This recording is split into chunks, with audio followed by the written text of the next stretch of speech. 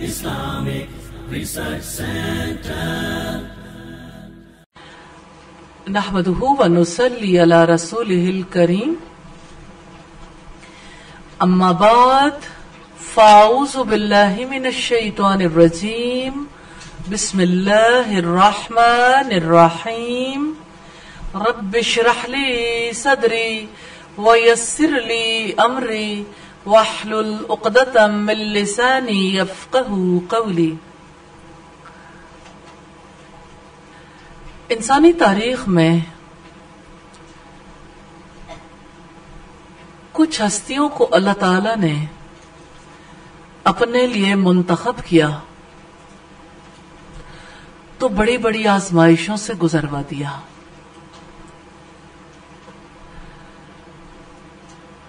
کسی نے کہا یہ رتبہ بلند ملا جس کو مل گیا، کہ یہ تو مقام بلند ہے، اللہ تعالیٰ جسے چاہے عطا کر دے، ورنہ ہر ایک کے نصیب میں دار و رسن کہاں کہ قید و بند کی صعوبتیں ہوں یا اسی طرح کے دیگر معاملات، ہر ایک کو اللہ تعالیٰ ایک جیسے مشکل حالات میں نہیں ڈالتا. آج ہم ایک ایسی خاتون کے بارے میں پڑھنے جا رہے ہیں جنہیں اللہ تعالیٰ نے حضرت آسیہ جیسا کام کرنے کی توفیق عطا فرمائی. اور اب سیدہ آسیہ کے بارے میں جانتے ہیں کہ وہ فرعون کے گھر میں رہتی تھی، ظالم شوہر، اللہ تعالیٰ کا نافرمان، خدائی کا دعویٰ کرنے والا. لیکن سیدہ آسیہ کے دل میں کیسا ایمان تھا. سیدہ آسیہ ایمان لائی، چھپائے رکھا. ایک موقع آیا، ایمان ظاہر ہو گیا فرعون کے سامنے. فرعون شہد کھلا کر دھوپ میں کھڑا کر دیتا تھا، چین اسے پھر بھی نہیں ملا. وہ چاہتا تھا کہ سیدہ آسیہ اس کے دین پر آ جائیں. پھر اس نے ایک بھاری چٹان ان پر لڑکا دینا چاہی. سیدہ آسیہ نے اپنے رب سے دعا مانگی تھی، رب ابن لی عندک بیتا فی الجنہ، اے میرے رب میرے لیے جنت میں ایک گھر بنا دے. اور اللہ تعالیٰ نے سیدہ آسیہ کو جنت کا گھر دنیا میں دکھا دیا. یہ وہ موقع تھا جب سیدہ آسیہ اپنے رب سے امید باندھے ہوئے تھی، ساری دنیا سے امیدیں توڑ چکی تھی، ایک اللہ پر بھروسہ کر رکھا تھا. اور فرعون کا ظلم بڑھا. جب ایک طرف سے پتھر لڑھکتا ہوا آ رہا تھا تو دوسری طرف اللہ تعالیٰ نے جنت کا گھر دکھا دیا. سیدہ آسیہ کے لیے وہ موت کتنی آسان ہو گئی ہوگی کہ بس ایک ہی بار یہ تکلیف پہنچنی ہے اور ایک ہی جھٹکے میں جنت میں چلے جانا. صحابیات رسول میں سے ہم دیکھیں تو ایک صحابیہ ایسی ہیں جنہیں سیدہ آسیہ جیسا طرز عمل اختیار کرنے کا اللہ تعالیٰ نے موقع دیا. ان کا نام سیدہ حوا بنت یزید انصاریہ رضی اللہ تعالی عنہ ہے. آج کے دور میں کتنی خواتین ہیں جن کو ایسا ہی ماحول میسر آتا ہے، جو دین کے سچے دین پر چلنا چاہتی ہیں تو گھر والوں کی مخالفت کا اندیشہ ہوتا ہے، پھر وہ اپنے دین کو چھپا لیتی ہیں. ایک دو نہیں، سینکڑوں ہزاروں خواتین ایسی ہیں کہ اللہ تعالیٰ نے انہیں ایمان کی محبت دی، ایمان کے راستے پر ہیں، لیکن گھر والوں کو راہ راست پہ لانے کے لیے مشقتوں میں. آپ ان کے لیے ضرور دعا کریں، اللہ تعالیٰ ان کے لیے ان مشکلات کو سہنا بھی آسان کر دے اور اللہ تعالیٰ انہیں وہ دن دکھائے جب گھر والے بھی اس مشن میں ان کے ساتھ ہوں. تو آج ہم سیدہ حوا بنت یزید انصاریہ کے بارے میں دیکھیں گے. ان کا نام حوا تھا، والد کا نام یزید بن سکن اور والدہ کا نام اقرب بنت معاذ تھا. ان کے ماموں قبیلہ اوس کے سردار سیدنا سعد بن معاذ رضی اللہ تعالیٰ عنہ. ان کے شوہر کا نام قیس بن حتیم تھا. زمانہ جاہلیت کے ان گمراہ نوعیت کے شاعروں میں سے تھا جن کے بارے میں قرآن کریم میں یہ ارشاد ہے، وَالشُّعَرَاءُ يَتَّبِعُهُمُ الْغَاوُونَ أَلَمْ تَرَ أَنَّهُمْ فِي كُلِّ وَادٍ يَهِيمُونَ. رہے شعراء تو ان کے پیچھے بہکے ہوئے لوگ ہی چلا کرتے ہیں، کیا تم دیکھتے نہیں کہ وہ ہر وادی میں بھٹکتے رہتے ہیں. اللہ تعالیٰ کا یہ قاعدہ ہے ان مع العسر یسرا کہ تنگی کے ساتھ آسانی ہے. شوہر کی طرف سے کتنے مشکل حالات کا سامنا تھا کہ شوہر گمراہ لوگوں کو اکٹھا کرتا تھا, لوگوں میں گمراہ کن تصورات پھیلاتا تھا, اور بیوی کو اللہ تعالیٰ نے سچا ایمان قبول کرنے کی توفیق عطا کر دی. ایک چھت تلے رہنے والے, ایک جیسا کھانا کھانے والے, ایک جیسے نسب سے تعلق رکھنے والے کیسے مختلف ہو جاتے ہیں. کہیں تو بیوی مختلف نظر آتی ہے اور شوہر, بیوی ایمان پر ہے تو شوہر کفر پر ہے, کہیں باپ ایمان پر ہے تو بیٹی کفر پر ہے. یہی اللہ تعالیٰ کا اصول, اللہ کی تقدیر ہے. کون سا باپ ہوگا جو یہ چاہے کہ اس کی اولاد اس کے سچے دین پر نہ چلے؟ ایون کسی کے نظریات غلط بھی ہوں تب بھی وہ چاہتا ہے کہ ہمارے راستے پر ہی اولاد چلے. لیکن یہ اللہ کے فیصلے ہیں, اور مومن اللہ کی تقدیر پر راضی ہو جاتا ہے. اگرچہ ساری زندگی ایسی خواتین کی دعاؤں میں گزرتی ہے کہ کسی طرح سے شوہر راہ راست پر آ جائیں. ہم ان کی زندگی کے بارے میں پڑھیں گے اس حوالے سے کہ ہم ان کی کوشش کو بھی دیکھ سکیں, کیونکہ ایک کوشش ہم نے سیدہ ہند کے حوالے سے دیکھی تھی کہ انہوں نے کوشش کی اور الحمدللہ اللہ کی تقدیر میں تھا ان کے شوہر اسلام لے. ان کے شوہر تو اسلام نہیں لائے لیکن بیٹے رسول اللہ صلی اللہ علیہ وسلم پر ایمان لانے والے تھے. تو یہاں شاعری ہے جس کی وجہ سے گھر میں تکلیف کا سما ہے. کہیں ایسا تو نہیں کہ آپ کے گھر میں بھی شاعری کی کچھ ایسی کتب ہوں, یا آپ بھی نیٹ پر ایسی شاعری پڑھتے ہوں, گمراہ کن شاعری. ایسا نہیں ہے کہ شعر بذات خود شعر ہی برا ہوتا ہے. اللہ تعالیٰ کا کلام تو خود کہیں نثر کی صورت میں ہے, کہیں پورے وزن پر کلام ہمیں ملتا ہے. اصل بات یہ ہے کہ عمومی طور پر شعراء جن مضامین کو بیان کرتے ہیں اس کی وجہ سے کہیں پاکیزگی نہیں رہتی, یعنی وہ ہوس کو ابھارتے ہیں. وہ ایک ایسی چیز کو لوگوں کے سامنے رکھتے ہیں جس کی وجہ سے لوگوں کے لیے اپنے آپ کو کنٹرول میں رکھنا مشکل ہو جاتا ہے. خود بھی گمراہ ہوتے ہیں, معاشرے میں بھی شہوانی رو ان کی وجہ سے دوڑنے لگ جاتی. بہرحال قیس نے اپنی عمر کو فضول کاموں میں گزارا. اس نے اپنی زندگی کھیل کود اور دیوانگی میں بسر کی. اس نے ہمیشہ گمراہی کو ہدایت پر ترجیح دی اور بے راہ روی کو رشد و ہدایت سے بہتر جانا. پرلے درجے کا گمراہ شخص تھا لیکن بیوی کا طرز عمل بہت مختلف تھا.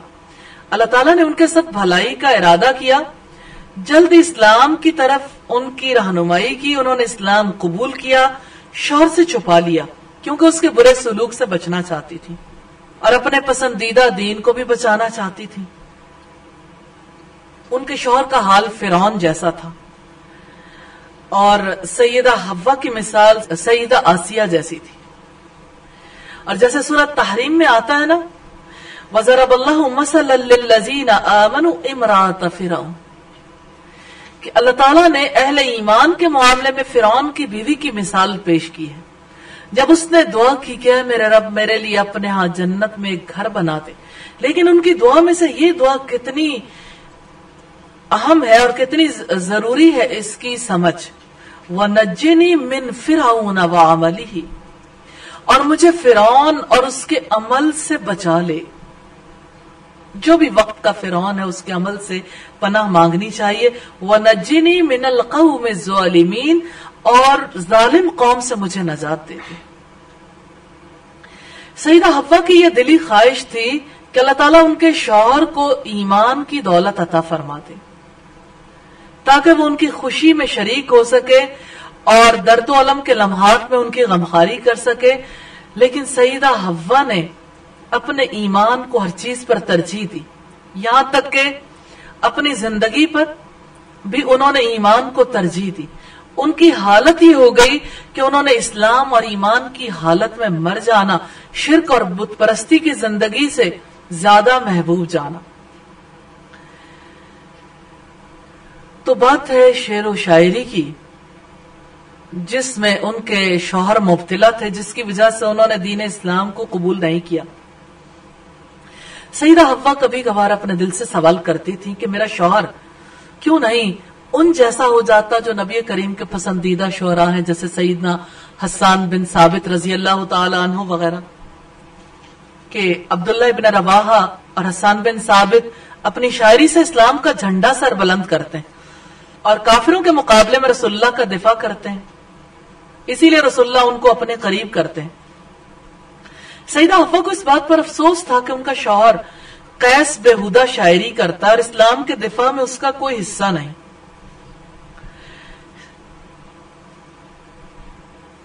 افسوس اپنی جگہ پر، دعائیں اپنی جگہ پر اور ایمان اپنی جگہ پر. اب آپ دیکھیے کہ سیدہ حوا نے دعا کی، اللہ تعالیٰ کے یہاں دعا قبول نہیں ہوئی، ان کے شوہر کبھی بھی ایمان نہیں لا پائے.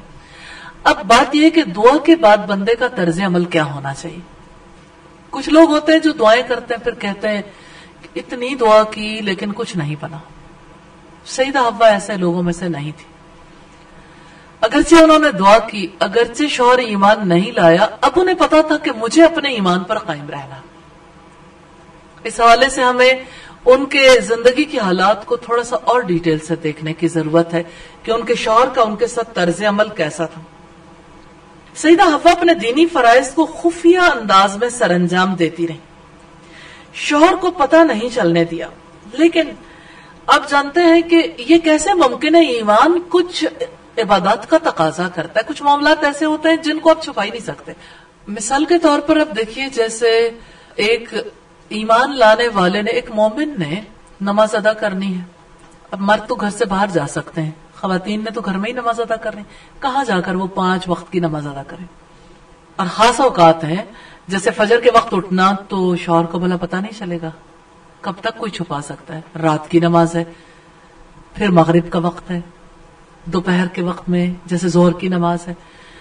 تو جتنا بھی کوئی چھپانا چاہے بہرحال معاملات کھل جاتے ہیں. نمازی کا معاملہ چھپایا نہیں جا سکتا، اور سیدہ حوا کا یہی معاملہ چھپا نہیں رہ سکا.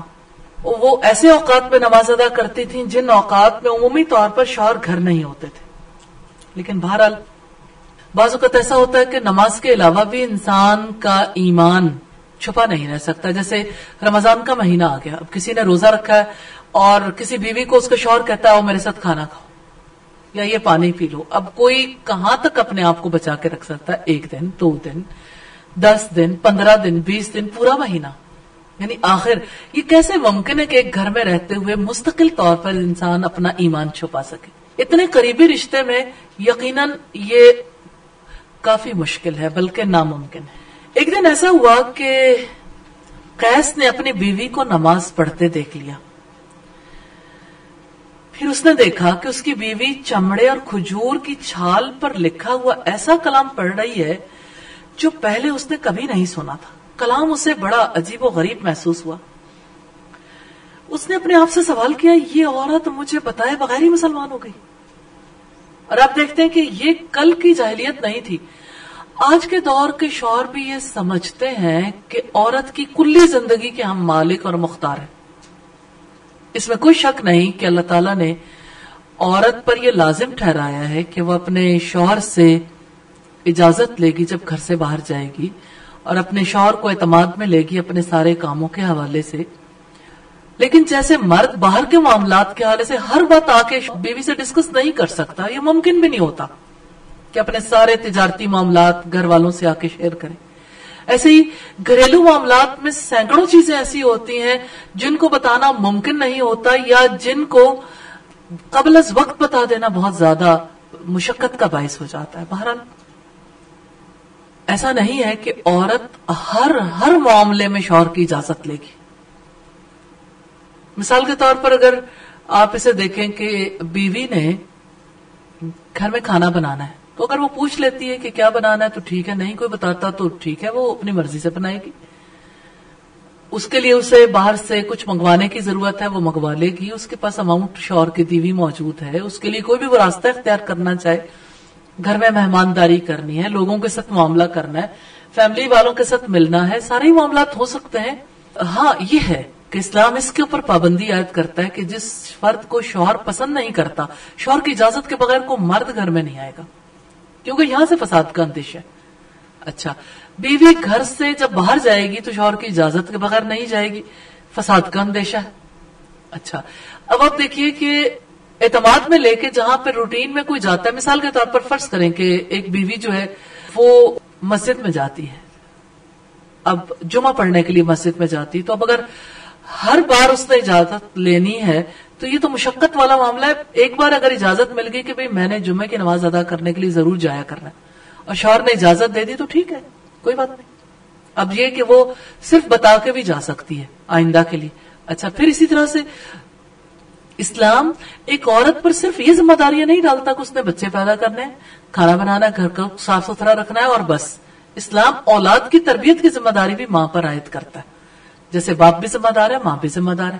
اب اولاد کی تربیت کرنے کے لیے اگر ماں باپ نے بچی کو وہ تعلیم نہیں دلوائی جس کی وجہ سے وہ تربیت کر سکے، تو یہ شوہر کا فرض ہے کہ اپنی بیوی کے دین کے علم کے لیے وہ اہتمام کرے، یعنی اس کے لیے وہ مال بھی خرچ کرے، اس کے لیے وہ چھوڑ کے بھی آئے، لانا لے جانا، اس کے لیے اہتمام کرنا، یہ اس کے فرائض میں سے. اس کے لیے یعنی بیوی اگر کوئی کام کرنا چاہ رہی ہے وہ اجازت لے گی، لیکن اصلاً وہ اجازت نہیں ہے، اصلاً وہ سارا معاملہ اس لیے ڈسکس کرے گی کہ شوہر آگے بڑھ کے اس کا انتظام کر دے. اب اگر کوئی شوہر یہ سمجھتا ہے کہ یہ میرا اختیار ہے، میں چاہوں تو روک دوں، تو یہ اس کا اختیار ہی نہیں ہے، یہ اس کا حق ہی نہیں، یہ اس کو اللہ تعالیٰ نے اجازت ہی نہیں دی، اختیار ہی نہیں دیا، کیونکہ یہ اس کے فرائض میں سے. کیا شوہر بیوی سے نماز پڑھنے کے لیے اجازت مانگے گا؟ ایسے ہی دین کا علم دلوانے کے لیے بھی وہ اجازت بیوی اس سے نہیں لے گی، نہ ہی وہ یعنی اس کے لیے روکنے کا اختیار رکھتا ہے، نہ بیوی اس معاملے میں شوہر کی پابند ہے. ہاں، گھریلو معاملات کو اچھا رکھنے کے لیے وہ طریقے کے ساتھ، حکمت کے ساتھ ڈیل کرے گی جیسے سیدہ ہند نے ڈیل کیا، لیکن بہرحال یہ اس کا حق ہے کہ شوہر اس کو تعلیم دلوائے اگر اس کے ماں باپ نے تعلیم نہیں دلوائی. اور یہ دونوں کی جو بنیادی ذمہ داریاں ان کو نبھانے کے لیے ضرورت ہے، کیونکہ اگر وہ نہیں جانے گی تو وہ اسلامی اقدار کے مطابق تربیت بھی نہیں کر سکے گی اولاد کی، اور وہ دونوں میاں بیوی اپنے ہونے کا یعنی اپنے وجود کا مقصد بھی پورا نہیں کر سکیں گے، کیونکہ اصل میں تو اللہ تعالیٰ نے ہمیں اپنے لیے پیدا کیا تاکہ ہم اللہ تعالیٰ کی عبادت کریں اور ہمارے دل تعظیم سے اور محبت سے اللہ تعالیٰ کے ساتھ جڑ جائیں. تو اللہ تعالیٰ نے اولاد بھی اسی لیے دی ہے کہ اولاد کو بھی اللہ کا یہ تعلق سکھا دے. تو اگر بیوی کو اللہ کا تعلق نہیں آتا یا شوہر کو نہیں آتا، دونوں کے فرائض میں سے کہ دونوں علم حاصل کریں گے، اور دونوں اگر علم حاصل کرتے ہیں تو یہ اللہ تعالیٰ کی رحمت ہے کہ اللہ تعالیٰ مواقع دیتے ہیں. تو اس اعتبار سے یہاں ہم نے یہ بات اس لیے دیکھی کہ مسلمان گھرانوں میں آج کل خصوصی طور پر شوہر کی اجازت کے حوالے سے یہی مسئلہ درپیش ہوتا ہے. دوسری بات جو ہے وہ اس ماحول کے حوالے سے کہ اب اگر بیوی نے اسلام قبول کر لیا تو کیا اسلام قبول کرنے کے لیے بیوی نے اجازت لینی تھی؟ ہرگز نہیں، کیونکہ اسلام تو اسے فرعونیت قرار دیتا ہے. کیونکہ فرعون کو بھی حضرت آسیہ پر یہی غصہ تھا نا کہ مجھ سے پوچھے بغیر ہی. فرعون نے جادوگروں سے کیا کہا تھا؟ تم اسلام لے اس سے پہلے کہ میں تمہیں اجازت دیتا. بھئی آپ کی اجازت کی ضرورت نہیں ہے. یہ ہر فرد کا بنیادی حق ہے، بنیادی انسانی حقوق میں سے کہ وہ اپنے رب کے ساتھ تعلق جوڑنے کے قابل ہو، اپنے رب پر ایمان لے آئے، اپنے رب کی عبادت کرے، اپنے رب کے ساتھ دلی تعلقات جوڑ کے رکھے، اور اس کے لیے ہر وہ طریقہ اختیار کرے جس کی وجہ سے رب کا تعلق مضبوط ہو سکتا. تو اس لحاظ سے ہم دیکھتے ہیں کہ سیدہ حوا کے شوہر کو جو غصہ تھا وہ ناجائز تھا، لیکن بہرحال غصہ تھا.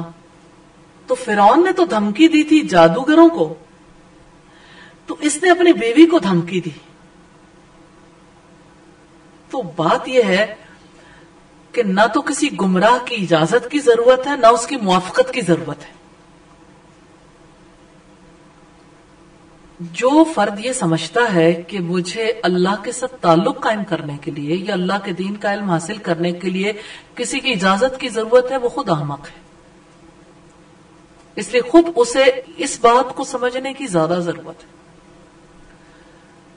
کہ کیا چیز ہے جو دوسرے کا حق ہے اور کیا میرا فرض ہے، اور کیا دوسرے کا فرض ہے اور میرا حق ہے.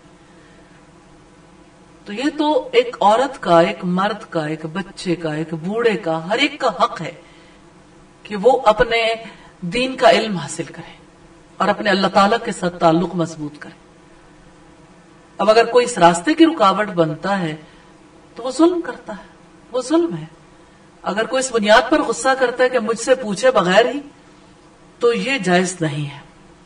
سیدہ حوا کے شوہر نے جب یہ دیکھا کہ وہ نماز پڑھ رہی ہے تو اس نے انتظار نہیں کیا کہ وہ نماز پوری کر لے اور اس سے پوچھے کہ اس نے اسلام کیوں قبول کیا.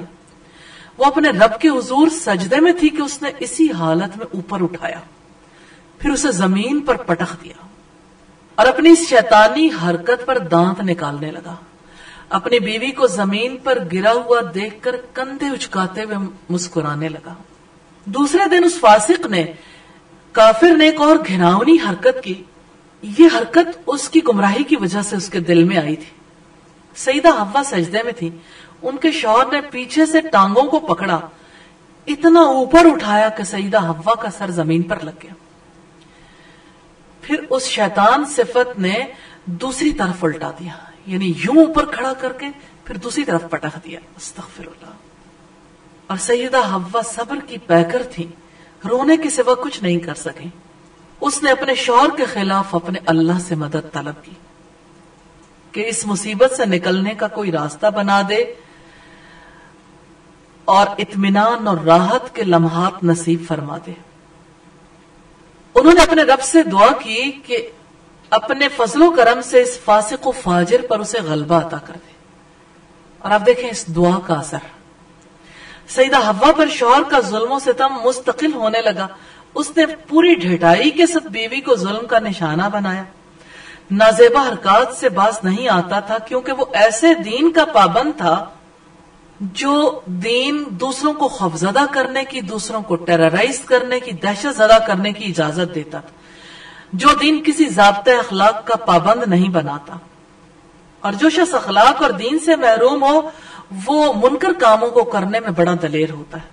بہرحال قیس کی اپنی بیوی کے ساتھ سختی کب تک جاری رہ سکتی تھی؟ آخر وہ کب تک اس کو ظلم و ستم کا نشانہ بنا سکتا تھا؟ کب تک سرکشی دکھلا سکتا تھا؟ انصار کی عورتوں کو، سب عورتوں کو پتا چل گیا کہ یہ اپنی بیوی پر ظلم کرتا ہے، اور یہ داستان ہر زبان پر آ گئی.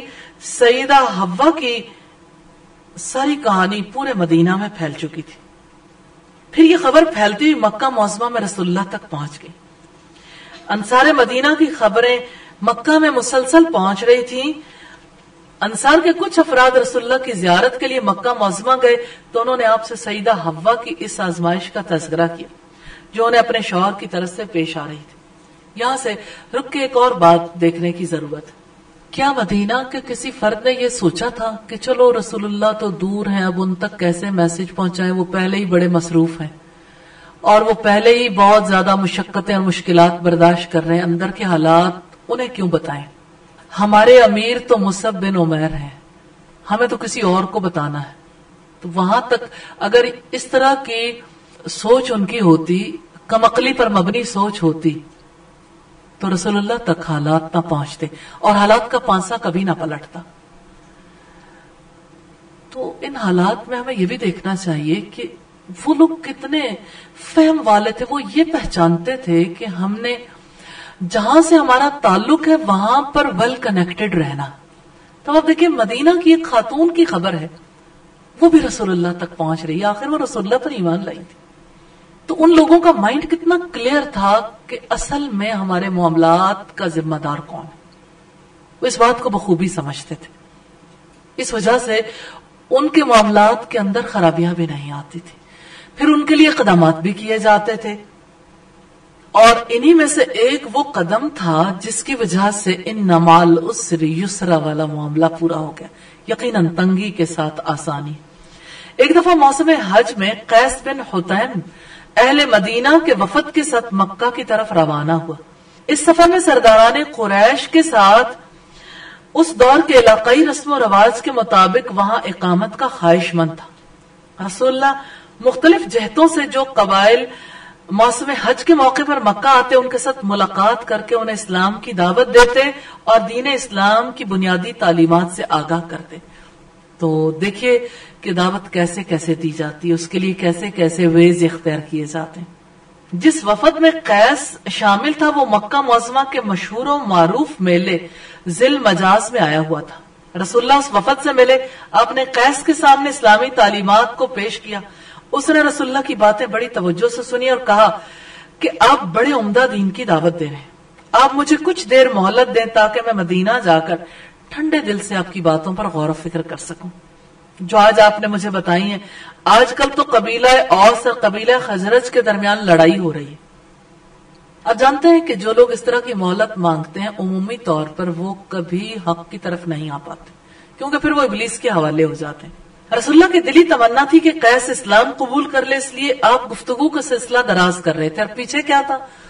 سیدہ حوا کی بات تھی۔ اسے اسلام قبول کرنے پر آمادہ کر رہے تھے، لیکن قیس اپنے موقف پر ڈٹا ہوا تھا۔ رسول اللہ نے اس موقع پر اس سے کہا، اے ابو یزید، مجھے یہ پتا چلا ہے کہ تم اپنی بیوی حوا کے ساتھ بد سلوکی سے پیش آ رہے ہیں۔ جب سے اس نے تیرے دین کو چھوڑ کر اسلام قبول کیا تم اس کے ساتھ بہت برا سلوک کر رہے ہیں۔ اللہ سے ڈرو اور مجھ سے وعدہ کرو کہ اس کو آئندہ تم کچھ نہیں کہو گے۔ قیس نے صاف گوئی کا مظاہرہ کرتے ہوئے کہا، میں آپ سے وعدہ کرتا ہوں آج کے بعد میں اسے کچھ نہیں کہوں گا، اسی طرح ہوگا جیسے آپ پسند کرتے ہیں، میں اس کے ساتھ حسن سلوک کے ساتھ ہی پیش آؤں گا۔ جب قیس مدینہ منورہ پہنچا تو اس نے اپنی بیوی سے کہا، حوا، کیا تم جانتی ہو کہ میری ملاقات محمد صلی اللہ علیہ وسلم سے ہوئی تھی؟ انہوں نے دوران گفتگو مجھے تلقین کی ہے کہ میں آپ کے ساتھ حسن سلوک سے پیش آؤں، اور میں نے ان سے وعدہ کر لیا کہ آج کے بعد میں اسے کوئی گزند نہیں پہنچاؤں گا، اور میں اللہ کی قسم اپنے وعدے کو نبھاؤں گا۔ یہ باتیں سن کر سیدہ حوا خوش ہو گئیں کہ چلو شکر ہے روز روز کی جھک جھک اور بک بک سے چھٹکارا ملا۔ یہ خوشخبری سن کر انہوں نے اپنے مسلمان ہونے کا عام اعلان کر دیا جو راز تھا، وہ ظاہر کر دیا جو انہوں نے چھپایا ہوا تھا، کیونکہ انہیں اپنے شوہر سے کسی قسم کے جبر اور ایذار آسانی کا خطرہ نہیں تھا۔ کچھ وقت گزرنے کے بعد رسول اللہ نے مدینہ کے ایک رہائشی سے سیدہ حوا کے بارے میں پوچھا تو اس نے بتایا آج کل بالکل خیریت سے ہیں۔ اس سے یہ بھی پتا چلتا ہے کہ رسول اللہ کتنا ویل انفارمڈ رہتے تھے۔ رسول اللہ کو معلوم ہو گیا کہ قیس نے جو وعدہ کیا تھا اسے پورا کیا، اس نے اپنی بیوی کو اسی حالت پر چھوڑ دیا۔ جب رسول اللہ نے سنا کہ اب سیدہ حوا پرسکون زندگی بسر کر رہی ہیں اور شوہر کی طرف سے اب انہیں کوئی تکلیف نہیں، تو آپ نے کہا اس مجنون نے وعدہ تو پورا کر دیا ہے۔ جب سیدہ حوا کے مسلمان ہونے کی خبر عام ہو گئی تو اس کے شوہر سے لوگوں نے کہا کہ ابو یزید، تیری بیوی حوا تیرے دین کو چھوڑ کر محمد کی پیروکار ہو چکی ہے۔ اس نے کہا میں نے محمد سے یہ وعدہ کر لیا ہے کہ اس کے ساتھ کوئی بدسلوکی نہیں کروں گا، میں وعدہ نبھاؤں گا، خلاف ورزی نہیں کروں گا۔ اس طرح اللہ تعالیٰ نے سیدہ حوا کی مصیبت کو ٹال دیا، ان پر سے غم کے بادل چھٹ گئے۔ اللہ تعالیٰ نے امن کی نعمت سے نوازا، لیکن قیس اس فرصت کو ضائع کر بیٹھا۔ اسے دائرہ اسلام میں داخل ہونے کی کتنی فرصت تھی، اسے مدینہ منورہ ہی میں حالت شرک میں قتل کر دیا گیا۔ اس طرح وہ ہمیشہ کے لیے جہنم میں داخل ہو گیا۔ دعائیں جو سیدہ حوا نے مانگی ہیں اپنے شوہر کے ایمان لانے کے لیے پوری نہیں ہوئی۔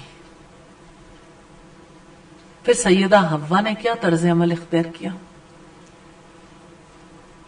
کہ انہوں نے اسے محسوس کیا کہ یہ اللہ کی تقدیر ہے، اللہ تعالیٰ جسے چاہتا ہے ہدایت دیتا ہے، جس کو چاہتا ہے اس راستے پر لے آتا۔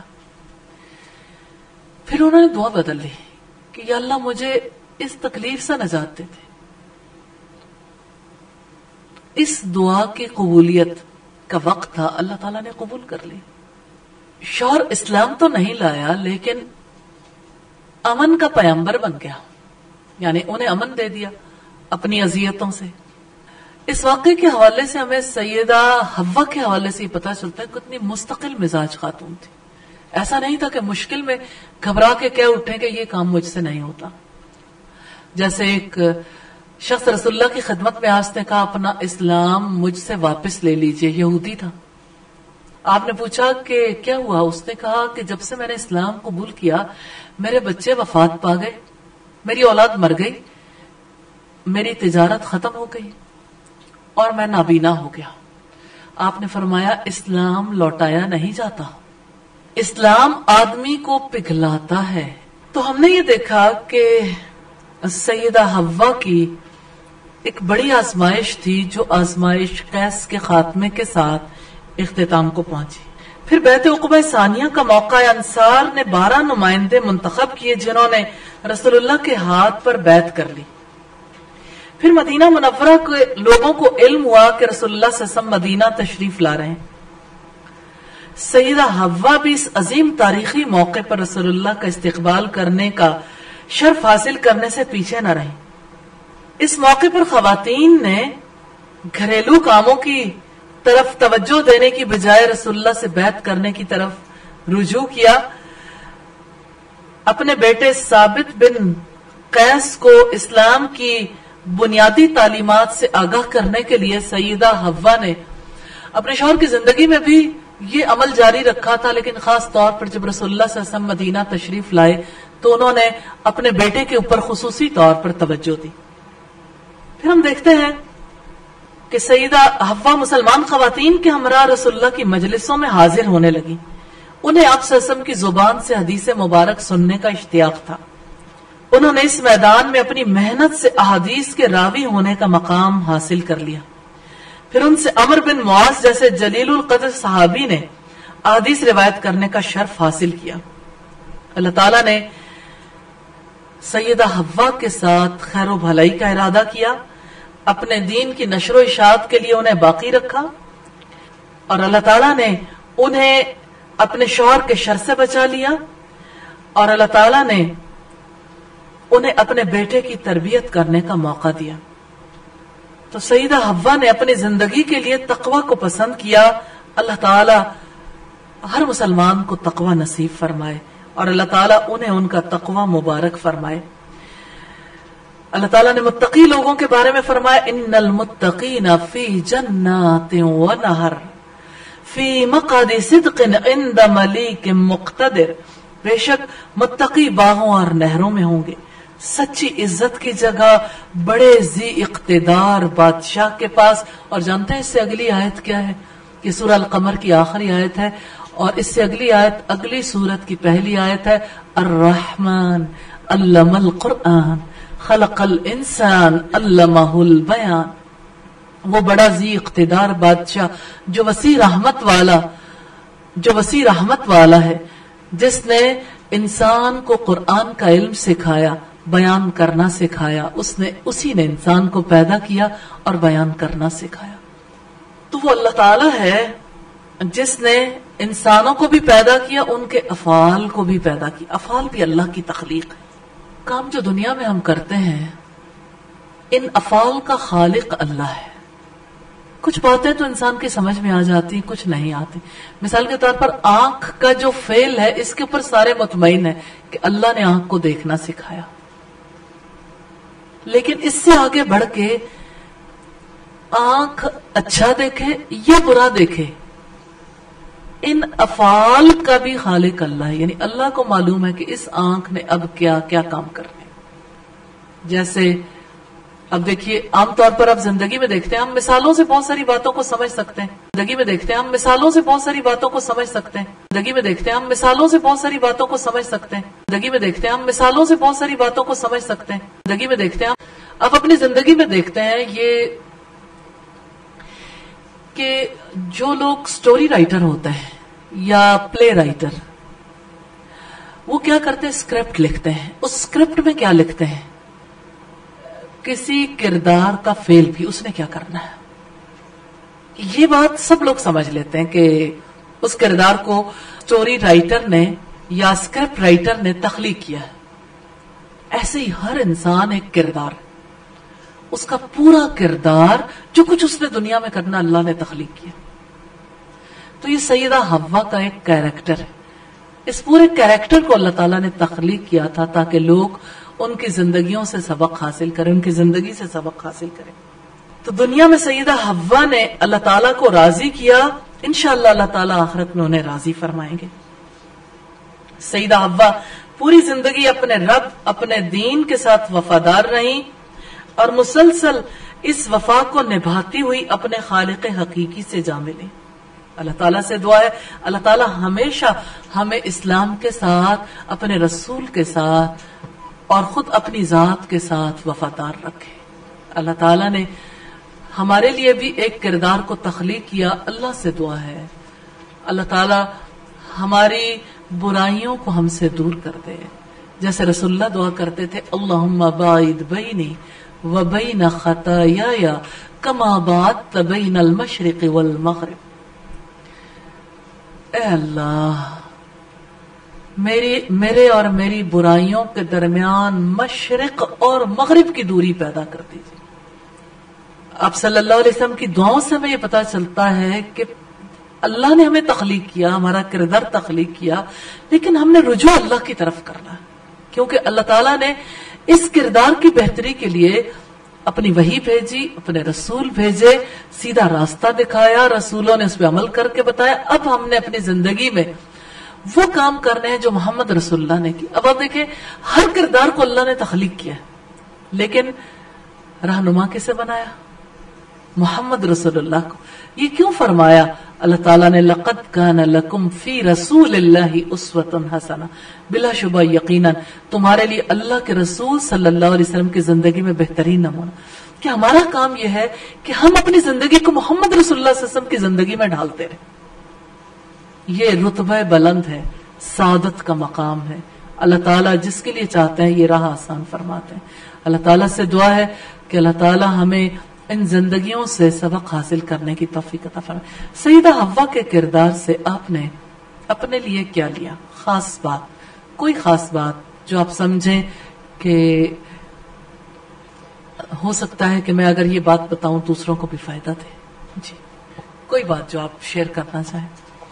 مثالی زندگیاں جب مثال ہیں تو ان کے اندر ہمارے لیے بہت کچھ ہے.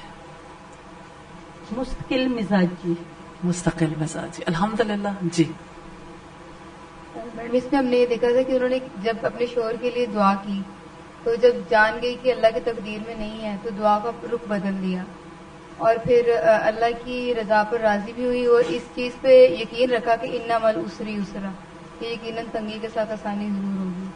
اور انہوں نے تقویٰ کو اپنے لیے پسند کیا تھا، تو یہ بہت اچھی بات ہے. جی کوئی اور؟ جب سے ہم یہ پڑھ رہے ہیں نا تو سب میں ایک چیز بہت کامن آ رہی ہے کہ وہ مطلب ان سے پوچھتی تھی جن سے پوچھنا چاہیے تھا.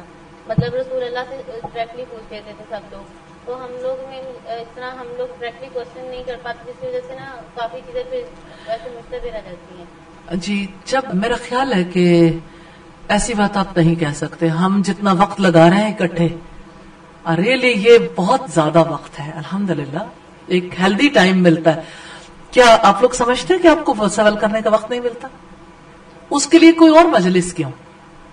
جو سوال کرنے آپ یہاں بھی کر سکتے ہیں. آپ کو کوئی بھی مسئلہ ڈسکس کرنا چاہیں، یا تو آپ کو موقع نہ دیا جا رہا، مواقع مل رہے، فائدہ اٹھانے کی بات ہے. اور آپ دیکھیے کہ سیدہ حوا نے خود اپنے حالات نہیں بتائے تھے، رسول اللہ پہنچانے والوں نے یہ صورتحال پہنچائی تھی کیونکہ انہیں تکلیف تھی، تاکہ ان کے لیے رسول اللہ دعا بھی کریں اور اس کے لیے کوئی اقدامات بھی کریں. جی باقی یہ کہ مواقع تو مل جاتے ہیں انسان اپنی بات پہنچانا چاہے. سم ٹائم ایسا ہوتا ہے کہ آپ کسی کے سامنے کوئی بات نہیں کرنا چاہ رہے تو میسج رجسٹر باہر موجود ہے، لکھ دیں. آپ میسج پہنچانا چاہتے ہیں تو آپ کے میسجز کے لیے کوئی رکاوٹ نہیں اور آپ اس کو ممکن بنائیں. سیدہ حوا نے کسی انسان سے مدد نہیں مانگی، ڈائریکٹ اللہ تعالیٰ سے مدد. اللہ تعالیٰ سے مدد. بہت اچھی بات ہے کہ انشاءاللہ سارے مسائل اللہ تعالیٰ سے ہی ڈسکس. اصل میں نا یہ بہت قیمتی بات ہے بیٹا آپ کی زندگی کے لیے. خاص طور پہ دیکھیں انسان ہلکی پڑتی ہے اس کی شخصیت کہ انسان ہر وقت دوسرے سے اپنے مسائل بیان کرتا رہے یا دوسروں کے مسائل. وہ اللہ ہے نا. ابھی اقرا سے بھی یہی بات ہو رہی تھی نا کہ کہیں مسئلہ حل نہیں ہوتا اللہ کے سامنے رکھے. السلام علیکم میم. اس میں یہ تھا کہ سیدہ حوا نے اللہ تعالیٰ سے دعا مانگی تھی اپنے شوہر کے لیے کہ وہ بھی یعنی نیک بن جائے. لیکن ان کی دعا قبول نہیں ہوئی تھی. لیکن اس کے بعد انہوں نے کام کیا تھا کہ وہ اپنے ایمان پہ بالکل مضبوط ہو گئی تھی. تو انشاءاللہ اس چیز کنفیوز نہیں تھی کہ پتہ نہیں دعائیں کیوں نہیں قبول ہوتی اور اتنی دعائیں مانگی ہیں کیوں بھئی آج جواب مل گیا ہے. اللہ تعالیٰ خود بخود صورتحال سامنے لائیں گے انشاءاللہ. تو آپ نے ڈسکس کر لیا, آپ نے بہت اچھا کیا. آج اب میں فیل کر رہی ہوں آپ کا چہرہ زیادہ بہتر ہے ڈسکس کرنے کے بعد. کھل جاتا نا انسان, اندر کی وہ بات نہیں رہتی کیونکہ یہ والا معاملہ نہیں رہتا نا. اب آپ کے سامنے یہ والی مثال تو رہے گی نا. اس میں یہ بات کہ سیدہ حوا کی ہمیں ایک دوسرے کے دکھ درد کا احساس بھی کرنا چاہیے. ان کے ساتھیوں نے جب دیکھا کہ وہ اتنی تکلیف میں ہے تو ان کا معاملہ رسول اللہ کا, یہ بات بڑی امپورٹنٹ ہے, بالکل امپورٹنٹ ہے. یعنی آپ برائی کے پیغمبر کیوں بنے کہ فلاں نے ایسا کر دیا, فلاں نے ایسا کر دیا. دوسروں کی تکلیف, دوسروں کی جو بھی مشکل ہے اس کے لیے ضرور دعا بھی کروانی چاہیے اور معاملہ سامنے بھی رکھنا چاہیے. یہ بہت ضروری چیز ہے. جی مطلب جب بھی جتنی بھی صحابیات تھی ابھی تک ان میں سے کچھ کے حوالے سے بات پڑی ہے کہ وہ اسلام لے آئی تھی لیکن چھپایا تھا اپنے شوہروں سے. ان کے شوہر کافر تھے, اسے چھپا لیا تھا. تو اسلام بھی قبول کر لیا تھا, کافر شوہروں کے ساتھ بھی رہ رہی تھی. جب تک یعنی اللہ تعالیٰ کا حکم نہیں آ گیا. اور آپ یہ محسوس کر رہے ہیں نا کہ رسول اللہ جب تشریف لائے تو اس سے پہلے ہی شوہر بھی جا چکا تھا. تو یہ اس وقت تک مسلمانوں کے عقد میں کافر عورتیں تھیں اور کافروں کے عقد میں مسلمان عورتیں تھیں. اور اس کے لیے سورہ الممتحنہ آپ نے پڑھی ہے پہلے اور اس میں یہ بات پڑھ چکے ہیں. ٹھیک ہے, جب تک یعنی اللہ تعالیٰ کا حکم نہیں آ گیا تھا اس وقت تک یہ سلسلہ اسی طرح سے برقرار تھا. جی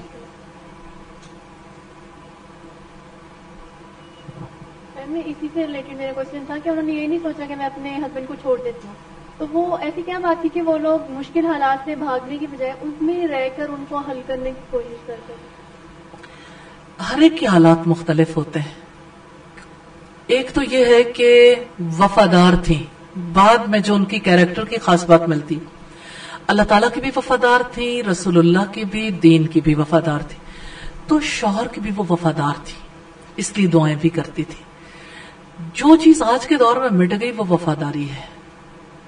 نہ انسانوں سے لوگ وفادار ہیں, نہ اللہ سے وفادار ہیں.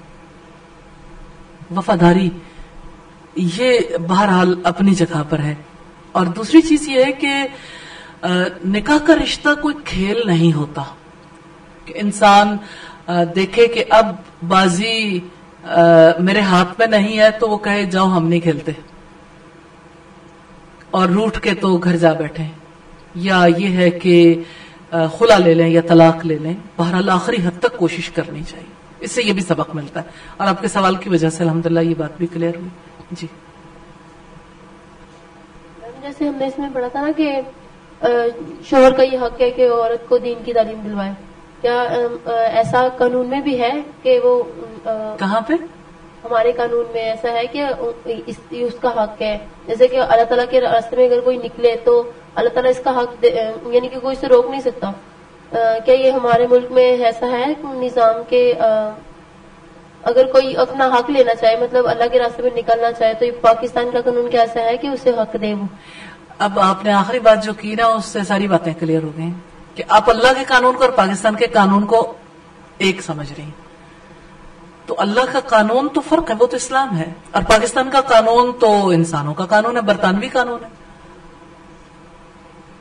یہ تو وہ قانون ہے جس کے بارے میں اللہ تعالیٰ نے فرمایا وَمَن لَّمْ يَحْكُم بِمَا أَنزَلَ اللَّهُ, جو اللہ کے نازل کردہ قانون کے مطابق فیصلہ نہ کرے فَأُولَئِكَ هُمُ الظَّالِمُونَ فَأُولَئِكَ هُمُ الْفَاسِقُونَ فَأُولَئِكَ هُمُ الْكَافِرُونَ. 3 آیات ہیں کہ ایسے لوگ کافر ہیں, فاسق ہیں, ظالم ہیں جو اس قانون کے مطابق فیصلے چاہتے ہیں. تو اس قانون میں تو معاملات فرق ہے. ویسے اس قانون کے مطابق بھی یعنی اس کی صورت مختلف ہے بہرحال, لیکن یہ ہے کہ اسلام تو عورت کو بہت حقوق دیتا ہے. اصل بات یہ نہیں ہے کہ کوئی دیتا نہیں, اصل بات یہ ہے کہ عورت کو پہچان نہیں, عورت کو یہ پتا نہیں ہے یہ میرا حق ہے, اور مرد یہ نہیں چاہتے کہ عورت کو پتا لگ جائے کہ میرا کیا حق ہے. اور اگر عورت کو پتا بھی لگ جائے تب بھی عورت اس حق کو لینا نہیں جانتی, تو حق لینا بھی آنا چاہیے. یہ جو آپ کے اندر کچھ لوگوں کے اندر بڑی مسکینی ہے نا، تو وہ مجھے لگتا ہے وہ اسی طرح کے ماحول کا شکار ہے جہاں دبا دبا کے زیادہ رکھا جاتا ہے. میڈم یہ جو نبی کریم صلی اللہ علیہ وسلم کے دور میں تھی، انہوں نے قربانیاں دی، تو میرا بڑا دل کرتا ہے میں بھی اس دور میں ہوتی نا، تو پھر میں یہ سوچتی ہوں کہ کیا ان کو اجر زیادہ ملے گا؟ ہم تو غیب پہ ہی مان لیں گے نا، ہم نے بیعت کی نہ کچھ، تو ہم مسلمان گھرانوں میں پیدا ہوئے، قرآن پڑھنے لگ پڑے، ساری باتوں کا پتہ چلا، تو ان کو اجر زیادہ ملے گا؟ فضائے بدر پیدا کر، فرشتے تیری نصرت کو اتر سکتے ہیں گردوں سے قطار اندر قطار. جس دور میں کوئی پیدا ہوا میرا بڑا دل چاہتا، میں نے آپ سے یہی بات کہی تھی، آپ کو اپنے ذات کی دفاع کی فکر رہتی ہے. کیوں؟ میرا دل چاہتا ہے کہ میں اس دور میں ہوتی. اللہ کی رضا پہ کہاں جا کے راضی ہونا ہے؟ موت کے بعد وسلم کو دیکھنے کو بڑا تھا، دیکھنے جو آپ کے اندر کا شوق ہے نا، اس کے لیے آپ اللہ سے دعا کریں، یا اللہ خواب میں زیارت کروا دیں، جنت میں ان کا ساتھ دے دیں، ایسے عمل کریں جس کی وجہ سے جنت میں ان کی رفاقت نصیب ہو جائے. ٹھیک ہے، تو عمل کے میدان میں وہ بات، وہ کوشش، اسٹرگل نظر نہیں آتی عمل کے میدان میں. اور یہ خواہش ہے، خواہش تو کبھی ارادہ بھی نہیں بنتی نیت کے بغیر. تو یہ بڑی موہوم سی خواہش ہے، ابھی شوق نہیں ہے. ہاں ہمارے ایمان کا حصہ ہے یہ شوق رکھنا، رسول اللہ سے ملاقات کی، رسول اللہ صلی اللہ علیہ وسلم کے ساتھ جنت میں رفاقت کا سوال کرنا چاہیے اللہ تعالیٰ سے.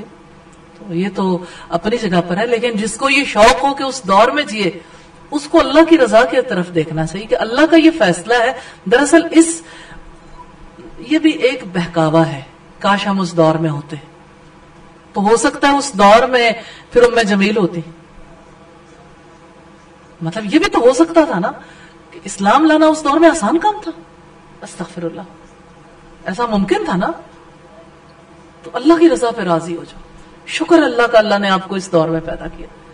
تو یہ اب کبھی نہیں آئے گی بات انشاءاللہ ام جمیل کی بات کے بعد. یہ میں نے بات ہی اسی وجہ سے کی تھی. ٹھیک ہے. تو میڈم بیعت جو کرتے تھے تو ہم نے تو نہیں کی ایسے. جب آپ کے سامنے ساری، جب آپ کلمہ پڑھتے ہیں تو وہ بیعت نہیں ہے، یہ تو معاہدہ تو اللہ تعالیٰ کے ساتھ ہے، اللہ تعالیٰ کے ساتھ وہ معاہدہ ہے. اب اگر کوئی اس کی حقیقت کو محسوس نہیں کرتا، 5 دفعہ دن میں معاہدہ ریوائز کروایا جاتا ہے. اذان جب ہوتی ہے، پھر جب آپ نماز پڑھتے ہیں، آپ کیا کہتے ہیں؟ اللہ اکبر. پھر نہیں کہتے، معاہدہ نہیں ہے.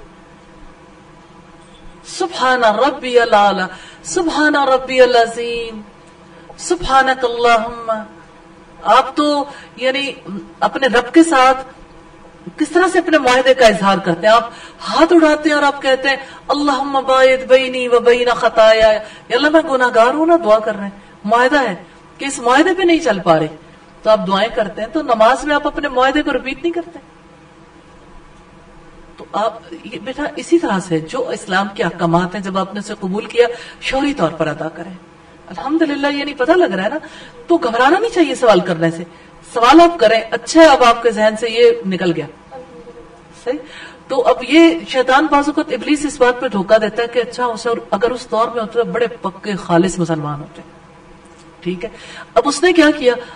آپ کو اللہ کی رضا کی فکر کرنے سے اٹھا کے اپنی مرضی پہ کھڑا کر دیا کہ آپ اللہ کی مرضی کے مقابلے میں آپ نے اپنی مرضی وہاں کر لی جہاں آپ کو فیل بھی نہیں ہو رہا کہ میں اپنی مرضی کریں. بس خواہش ہے اندر ہی اندر، اپنی وہ انا پرستی جو ہے وہ پروان چڑھ رہی ہے. خدا پرستی اور انا پرستی میں بڑا فرق ہے. پہچانے اپنے دشمن کو، وہ وار کہاں کہاں کرتا ہے، اور ایک دوسرے کو بھی گائیڈ کریں، ایک دوسرے کو بھی بتائیں اگر آپ حق کا علم رکھتے ہیں. اور اگر نہیں پتا چلتا فَاسْأَلُوا أَهْلَ الذِّكْرِ إِن كُنتُمْ لَا تَعْلَمُونَ. سبحانك اللهم وبحمدك نشهد أن لا إله إلا أنت نستغفرك ونتوب.